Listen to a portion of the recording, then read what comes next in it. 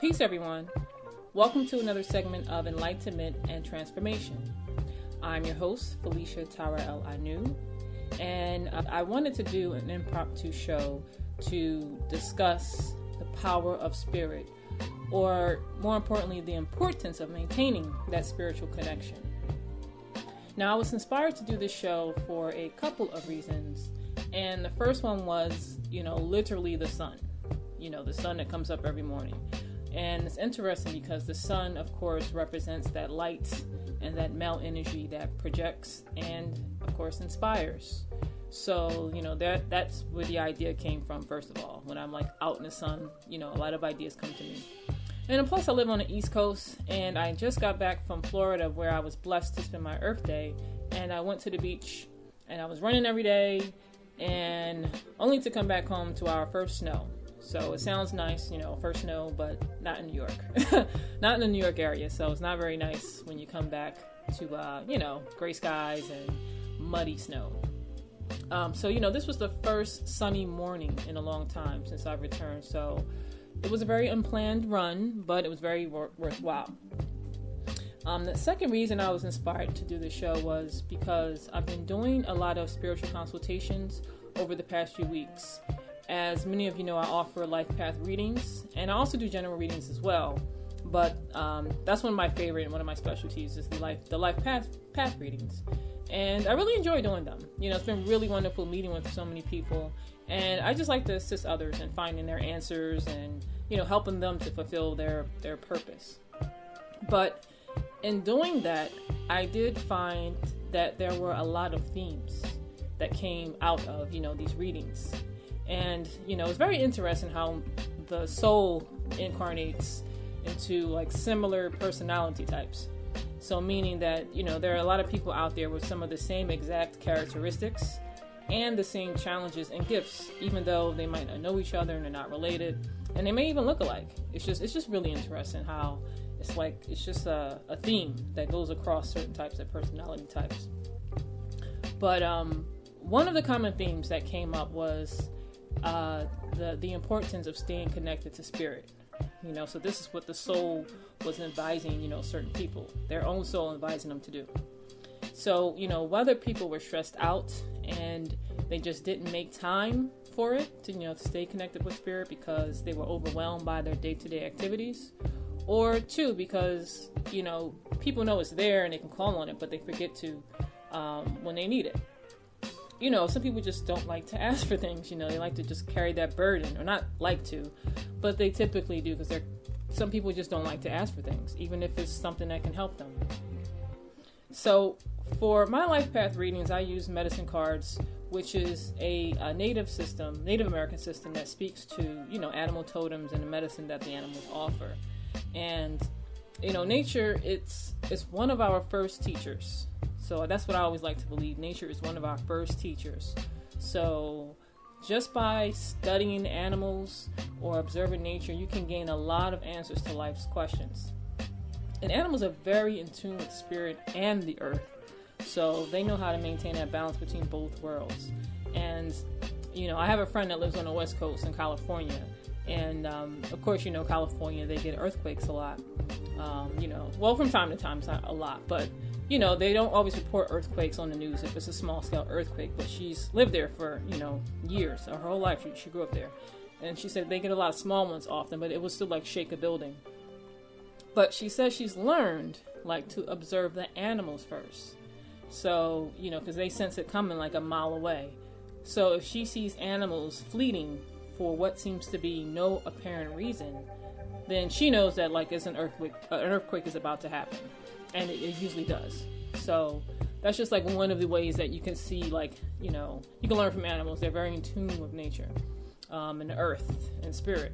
So, I personally, I love animals and nature. So that's why I'm kind of drawn to animal cards in terms of cards as a oracle, because they speak to me in a way, say that, voodoo tarot cards probably wouldn't. But getting back to the theme. So it made me wonder why we don't make time for spirit. And just going back to myself, I know that I was guilty of that as well. And, I would personally just, sink into depression, about my problems, or, my issues, without calling on my resources or my spiritual, guardians to help me get through them. So in medicine cards, this comes up through the buffalo medicine. The buffalo represents many things, but in medicine cards, it represents prayer and abundance. And when that card surfaces in what is called the inverse position or contrary position, that means, it's opposite if you were in front of me. And it speaks to you failing to call on spirit when you need it. So this, just goes back to our lessons. If you are a student in ANU spiritual training, or if you've purchased any of Chief's books where you learn about the Orisha and, your spiritual guardians, you know that you have to literally call on them for support and guidance. The Orisha, they just do not descend upon you when you have a problem to just come and fix it and take it away and make it all better. Now, again, learning more about the soul as we learn through ANU spiritual training. The soul is a navigator that wants you to evolve in this lifetime, to fulfill some mission. Whatever you came here to do, everybody has some mission. And you have to learn along the way. So in order for you to learn and evolve, your soul will sometimes create some really challenging situations for you to get through. But the beauty of it is when you put forth an effort to face, and even better, overcome that challenge, you're moving one step closer to fulfilling and living your purpose. But if your spirit, / personality is not on board with the soul, that is urging you to move into a certain direction, or that's urging you to call on the Orisha to get help to get us through some difficult time, then you remain stuck. You get jaded, you get depressed, you feel heavy, but the point is that you really don't have to. You don't have to. But, I definitely get it. Sometimes it is really hard, for whatever you're going through. And I understand that sometimes you can't even muster up enough energy to go to your altar or your shrine or find that quiet time to meditate and connect with spirit. But, when it comes to spirituality and the power of spirit, it's a partnership. So, meaning you have to make some effort on some level to get some momentum going in order to seize these opportunities that spirit, has awaiting for you. So you have to start, somewhere.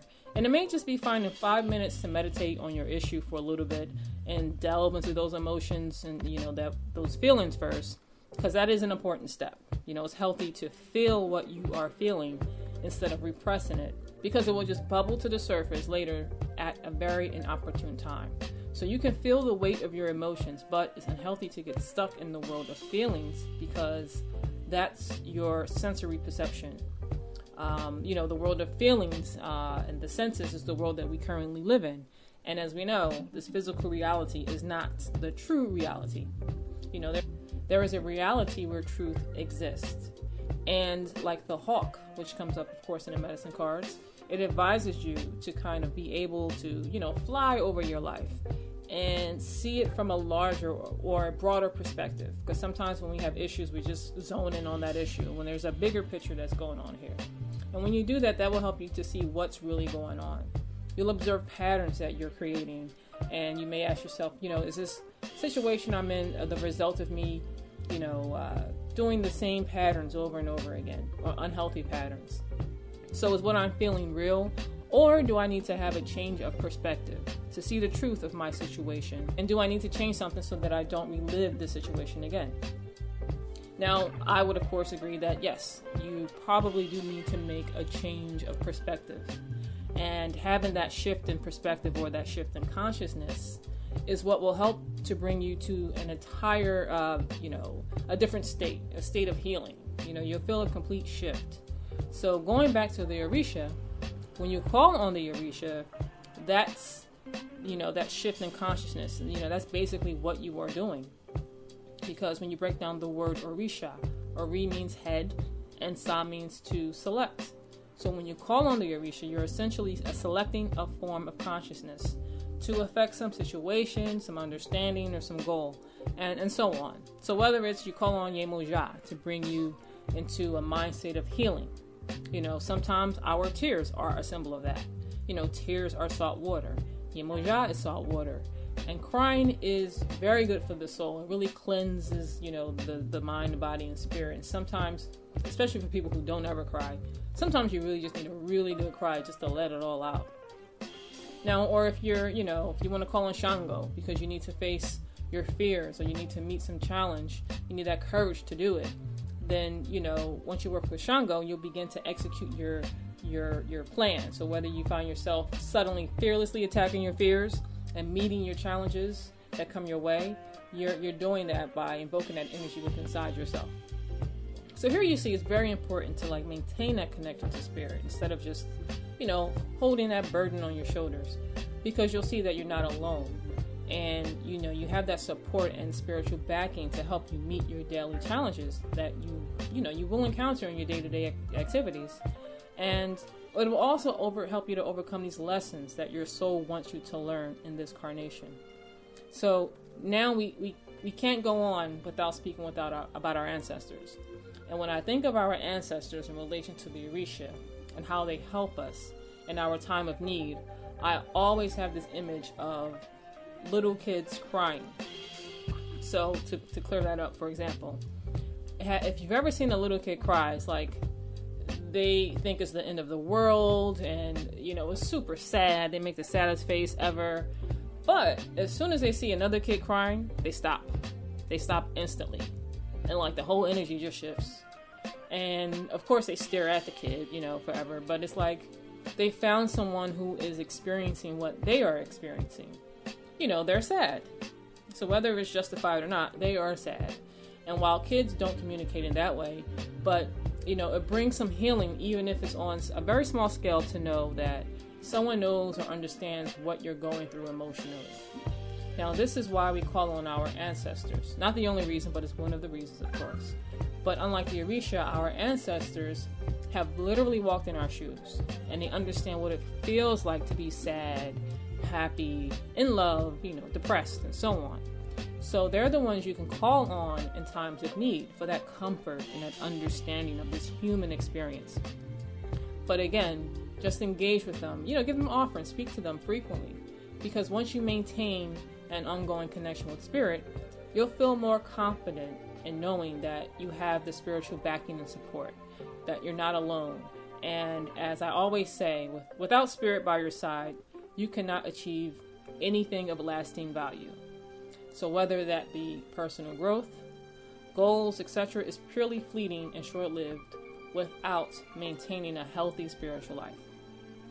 So again, I urge you to, go to your shrine and altar. I have a motto that I call 1 hour a day. Just 1 hour a day for you. It doesn't mean you have to sit at your shrine for an entire hour. It just means that you take 1 hour a day, whether you want to work out, go to your shrine, meditate, do 2 things in that 1 hour, whatever it is. It's just something for you to kind of replenish that your coffers, replenish your soul, replenish your spirit, so that you can maintain that peace of mind and that balance to get you through this thing we call life. So with that concludes our show for today. Again, it's just a short impromptu show. I wanted to just give that message out. But before I go, I wanted to make a few announcements.